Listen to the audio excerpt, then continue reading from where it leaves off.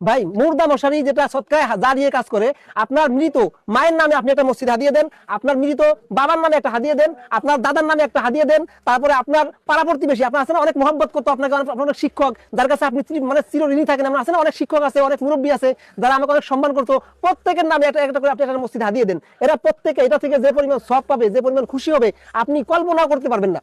আমি আরেকটা কথা বলি, আপনার মসজিদে যদি আপনি একটা হাদিয়ে দেন, আপনি 500 মানুষ খাওয়াইয়ে মানুষকে যে খুশি না করতে পারবেন, তার চাইতে একটা মুর্দা মশারি আপনার মসজিদে হাদিয়ে দিয়ে বেশি খুশি করতে পারবেন। কারণ এটা প্রত্যেকের দরকার, আপনার দরকার, আপনার মহল্লার সবাই শেষ বিদায় লাগবে, আর প্রত্যেকের শেষ বিদায় আমরা প্রত্যেকেই এরকম সম্মানজনক বিদায় আশা করি।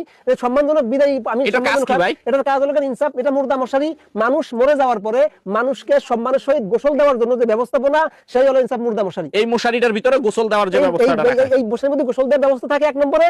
2 নম্বরে যারা খাস পর্দা করেন, খাস পর্দা না, যারা খাস পর্দা করেও না, আমি মনে করি প্রত্যেক মহিলাকে এই মশারির মাধ্যমে কবরে রাখা উচিত, শেষ বিদায় রাখা উচিত। কবরে রাখার সময় এরকম মশারি দিয়ে তাকে নেওয়া উচিত। কারণ জীবিত অবস্থায় আমরা চেষ্টা করি আমাদের মা বোনদেরকে আমরা মানে খাস পর্দা করার জন্য।